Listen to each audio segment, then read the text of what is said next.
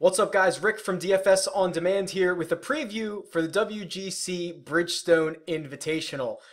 Took the week off last week. I was traveling, unable to make a video, so I do apologize, but we're right back at it this week with the WGC, with a great field. Should be a fun tournament, so let's not waste any more time here. This tournament is being played at Firestone Country Club, and it is going to be a test. So I'll show you what key stats that I'm looking for this week, and it's probably a combination we have not used this season. So let's take a look, and if you're new, these are my key stats for each week. This spreadsheet, along with all these different tabs that we're gonna go through at the bottom here, all these different metrics and stats, is available on dfsondemand.com. So let's look at this. We've got driving distance in my model this week, and it doesn't always make it in there, but this is a 7,400 yard par 70. It's going to be long. It's going to be super long, especially if it rains and gets wet. This thing is going to be a beast. So that is certainly part of the reason that I'm going with driving distance. Then I'm going with greens in regulation. And there's an interesting note here, and I want to make sure I get it right. Firestone last year was the hardest greens in regulation to hit on tour, and it was the hardest fairways to hit on tour. So not only is it long, but guys miss the fairways and they miss the greens. So I'm cool with you emphasizing any strokes gained off the tee, driving accuracy, good drive percentage.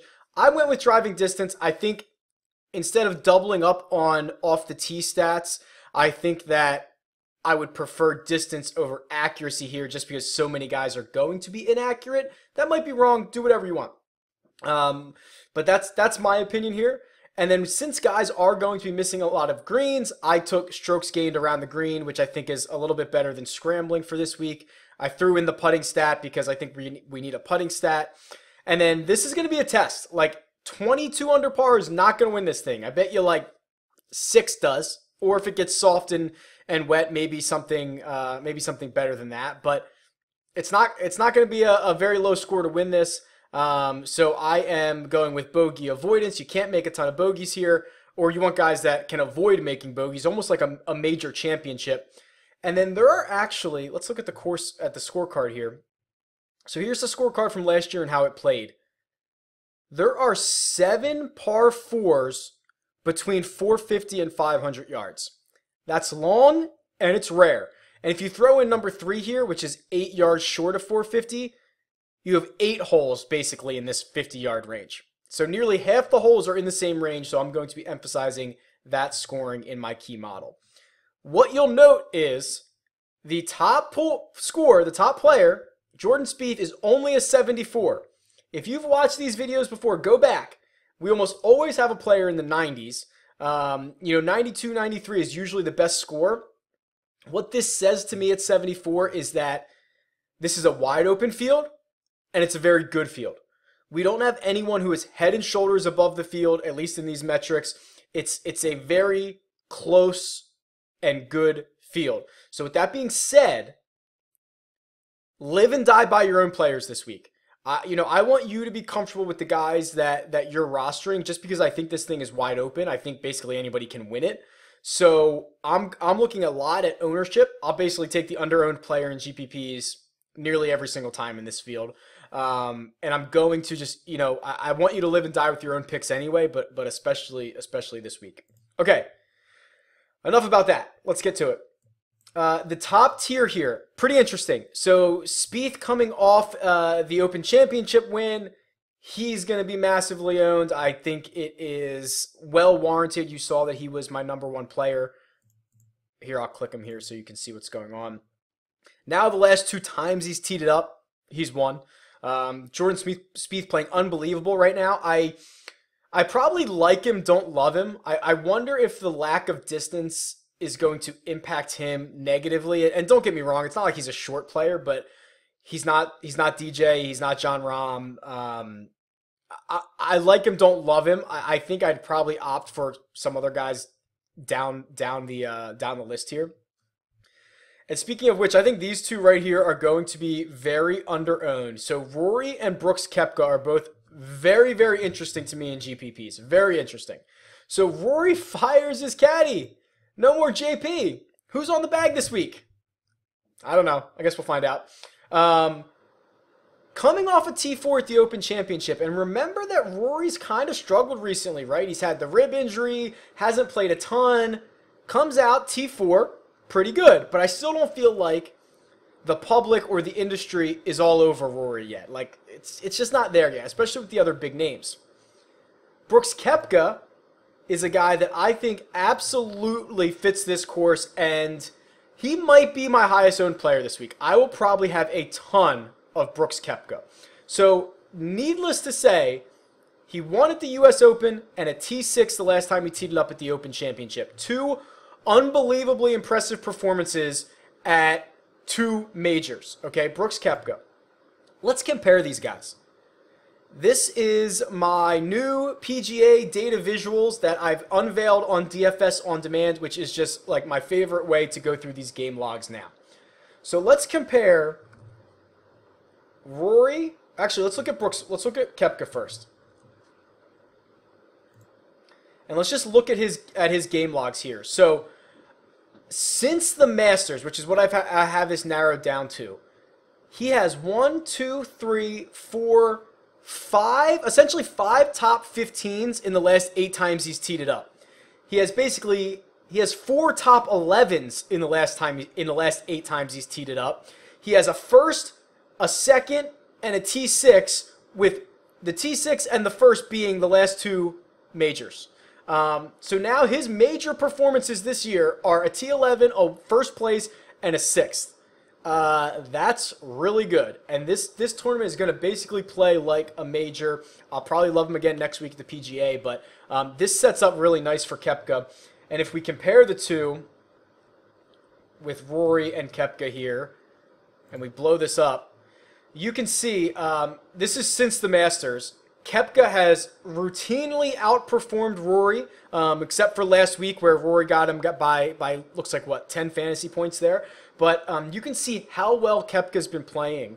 Rory's trending upwards, but this is a sustained level of success for Koepka, and I'm probably going to be one of his largest investors this week.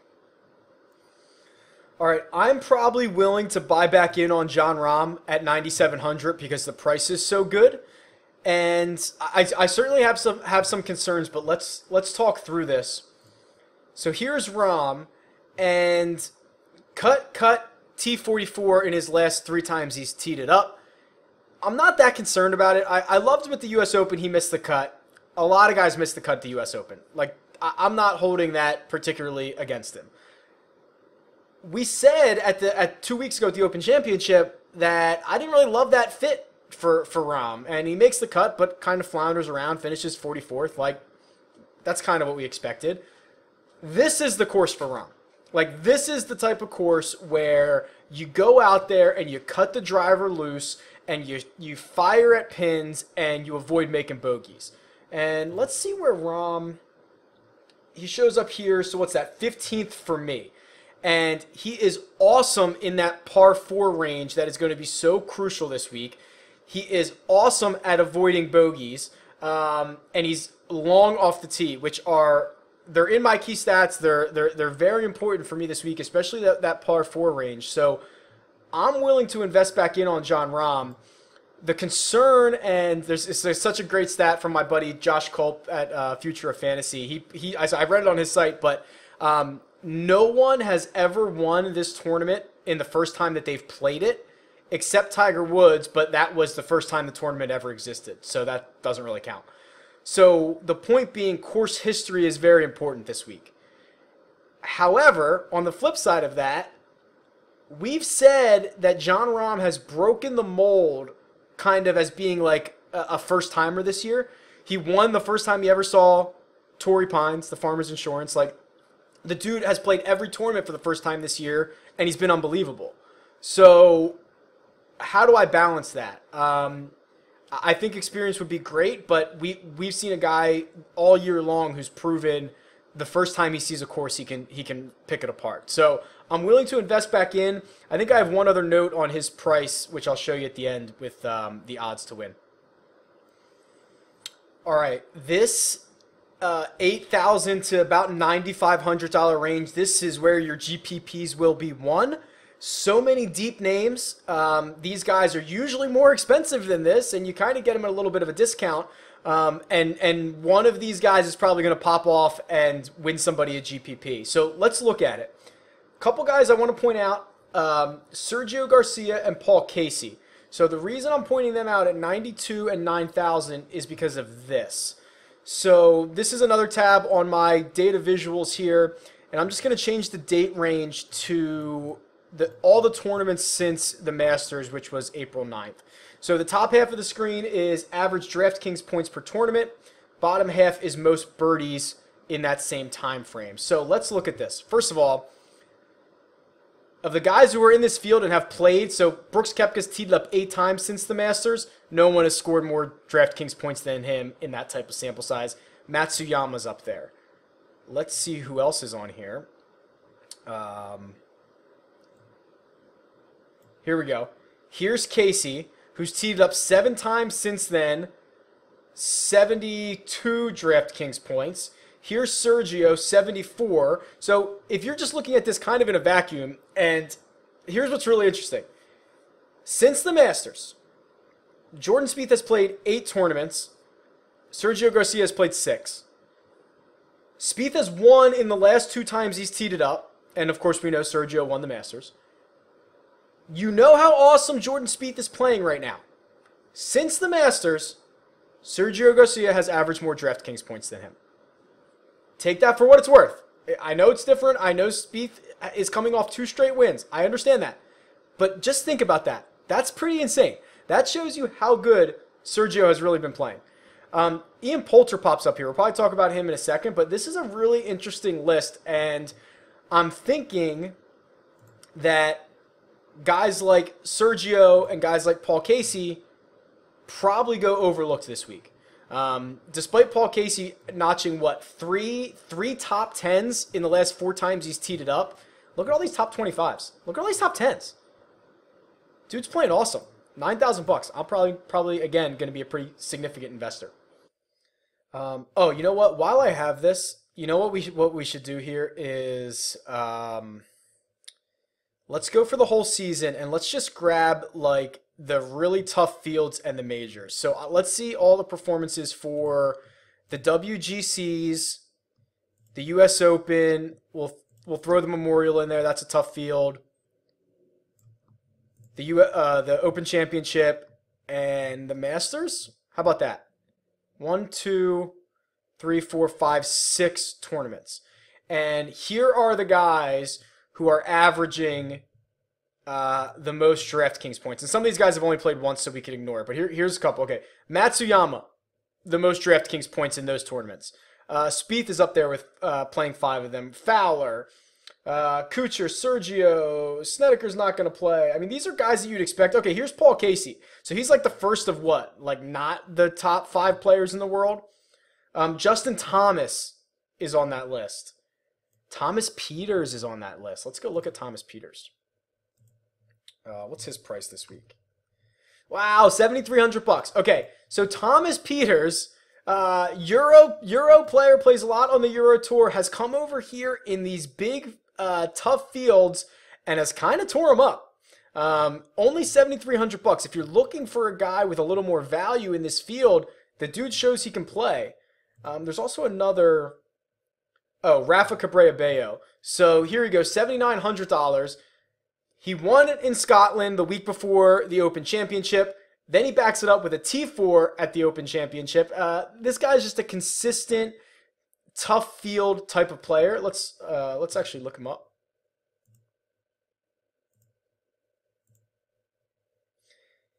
Last year we played him a ton. He had a rough stretch at points this year, but let's see here. Okay, so all right, so here are this is his PGA Tour stuff. So this doesn't even include his win at the Scottish. So the last times he's teed it up on the PGA Tour, 1, 2, 3, 4, 5 top 25s in the last 7 events. He's made 6 cuts. I'm sorry, I can't count. 4 top 25s in his last 6 events. 5 cuts made in the 6 events.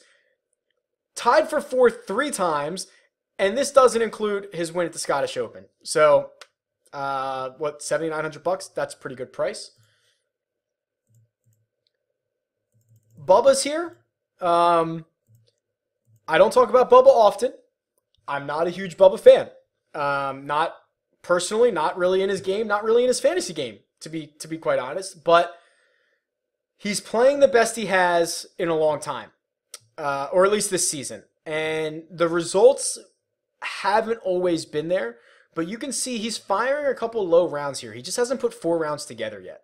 $7,700 for a guy who is elite long and elite straight, which is going to be very, very important this week. So Bubba pops up here for me. He opened the RBC Canadian last week with a 66, kind of fell off. You need to make a lot of birdies there, but I think you could do a lot worse than Bubba. And I thought I had another stat on him. Yeah, here it is on the course history tab. Bubba, the last 5 years at the WGC Bridgestone, T14, a 2nd place. He had a top 20 in 2012. Pretty good. Pretty good history here. All right, we're going to hop around a bit, maybe move a little quickly here. I think Hoffman's a good play again. I told you about Thomas Peters. I think he'll be very interesting. Russ Henley popped up on my key stats, I think. Let's see where Russ Henley's at. Yeah, my number 4th ranked player. Really good at not making bogeys. Really good in that par 4 range. Really good putter. So Henley's up there. Bill Haas I'll talk about in a second. Andy Sullivan jumped out in one of my spreadsheets here, because if we go to recent performances, so this is sorted by average DraftKings points per round over the last 10 weeks. Andy Sullivan's right here. He's played 7 times. Now this is worldwide, so it's not all PGA Tour. Has made 7 cuts and has what, the 8th most DraftKings points per round. And you can kind of see the names that he's with here. The guys above him have all won, some multiple times in the last 10 weeks. So Andy Sullivan I thought was interesting. Bill Haas, sorry, I'll give you a seizure jumping around here. Bill Haas is my number 3 ranked golfer at $6,900. That's pretty incredible. The reason that he is looking so well probably has to do with he's playing excellent this year. So again, everything since the Masters. Missed the cut at the Open Championship. Again, guys miss cuts at majors. Are you going to hold it against him for the rest of his life? Before that, he goes T37, and then this was the really, really good stretch. 4 top 25s, 3 top 15s, a 5th place finish at the U.S. Open. This is going to be another tough field. And Bill Haas has proven that he can hang. I think $6,900 is damn near criminal. Outside of that, I probably won't have too much exposure to these guys down here. There's just not a great combination of anyone playing particularly well. Pat Perez, I mean, this guy was a made cut machine for the longest time, and then has missed a bunch recently. So not particularly thrilled, but if you were looking for a flyer, I think Perez would be fine. Let's wrap up with the Vegas odds. So if you're new to this, what we always like to do is wrap up with odds and salary comparison. So usually the best odds to win is the highest salary player, and it works its way down. A few values here. So John Rahm, the first guy who's kind of interesting. He's not a total undervalue, but 22-1 to win this thing. And he's $9,700. Justin Rose has worse odds to win, and he's more expensive. He's not that far behind guys like Fowler and Matsuyama in terms of how often they're going to win this event, but he's $1,000 cheaper. So I think Rahm is priced just a bit low. Adam Scott, the same odds to win as Matt Kuchar, and he's $500 cheaper. Leishman is in here. Duffner is in here. Here's Thomas Peters. So here's that range of, so here's guys at 60 to 1. Here's your 60 to 1 to win. And Duffner's at 7,200 and Zach Johnson's at 8,000. So $800 difference just in that price range alone. Other than that, Haas seems to be just a bit undervalued. But this week is actually pretty good. A lot of big names, actually a pretty good pricing model. There you go. That's it. That's the preview for the WGC Bridgestone. If you have any questions or comments, leave them in the comment section below or tweet me. If you want to see cool stuff in the data visuals, let me know what you want to see. I'll build it. These are brand new. I'm waiting on your feedback. All right. I'll talk to you guys soon. Good luck.